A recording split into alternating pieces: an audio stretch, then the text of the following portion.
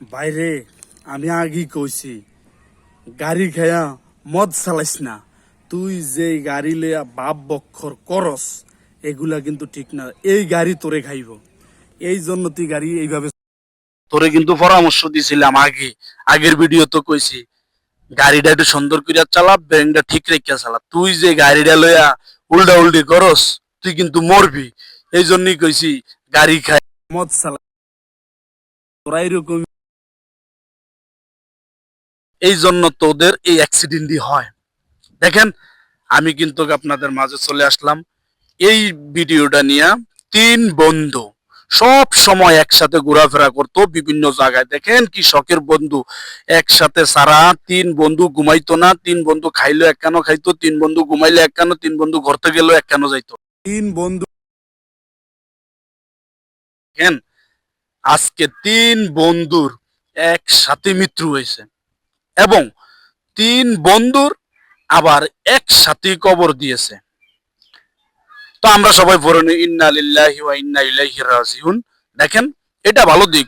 সৎ স্বর্গে স্বর্গবাস, অসৎ স্বর্গে সর্বনাশ।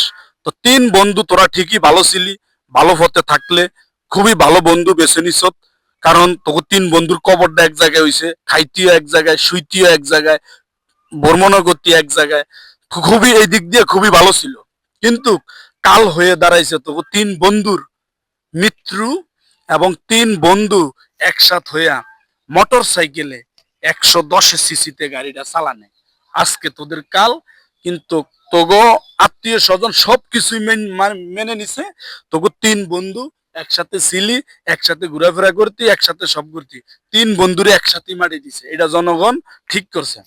কিন্তু হয়তো তোদের তিন বন্ধুর তিন বাবা মা, তিন বাবা এবং তিন মা, তারা কিন্তু আত্মনাদ, কত ভাই বোন আছে, চিৎকার আহাজারি, ঈদ উপলক্ষে তারা আনন্দ করতে পারে নাই। কিন্তু তোরা যদি গাড়ির একটু কন্ট্রোল মতো চালাইতি হয়তো তোরা বেঁচে যাইতি। আর মৃত্যু তো হবেই, মানুষ দুনিয়াতে জন্মগ্রহণ করছে, মৃত্যুও স্বাদ নিতে হবে। কিন্তু এই যে ঈদ উপলক্ষে তোরা যদি এরকম করে গাড়িটা না চালাইতি তাহলে কেননা দেখা গেছে তোকে মৃত্যুর ফাঁদ বেছে নিতে হইতো না। কিন্তু যে মৃত্যুটা হয়েছে, বাবা মার বুক ভরা আহাজারি, কান্না, ঈদ মুখে গরুর গোস্ত মুখে দিতে পারেনি। আফসোস, তোরা তো দুনিয়া থেকে বিদায় নিয়েছ। আলহামদুলিল্লাহ, মহান আল্লাহ তাআলার কাছে দরখাস্ত শুকরিয়া যে তোমাদেরকে আল্লাহ যেন বেহেশত নসিব করে। কিন্তু বাবা মার যে আত্মনাদ, চিৎকার, এই যে জাহাজারি বুক ভরা কান্না, কি অবস্থা। আমি আগেও বলেছি, আমি প্রায় ভিডিওতে বলি, যানবাহন, মোটর সাইকেল, সিএনজি, ব্রাক, বাস, যারাই চড়বেন সতর্কতার সাথে চড়বেন এবং যারা চালাবেন তারা খুব সতর্কতার সাথে চালাবেন। ড্রাইভিং করবেন, মন ফ্রেশ রেখে ড্রাইভিং করবেন। এত আজকে আত্মনাদ তিন বন্ধুর বাবা মার, কি যে আত্মনাদ তা বলার মতো না। তাদের বিদায় দুনিয়া থেকে জোড়া তিন কবর একসাথে আমি কখনো দেখিনি। এর আগে দেখছি তিন ভাই একসাথে মারা গেছে আপন, এখন দেখছি তিন বন্ধু একসাথে মারা গেছে।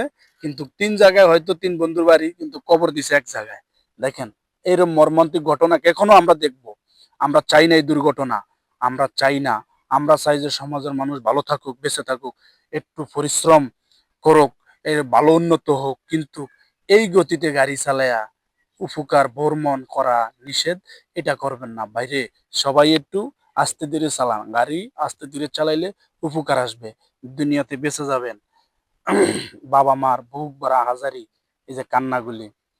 তো ধন্যবাদ, আপনারা সতর্ক থাকবেন, সতর্কতা কামিয়াব করি। আসসালামু আলাইকুম।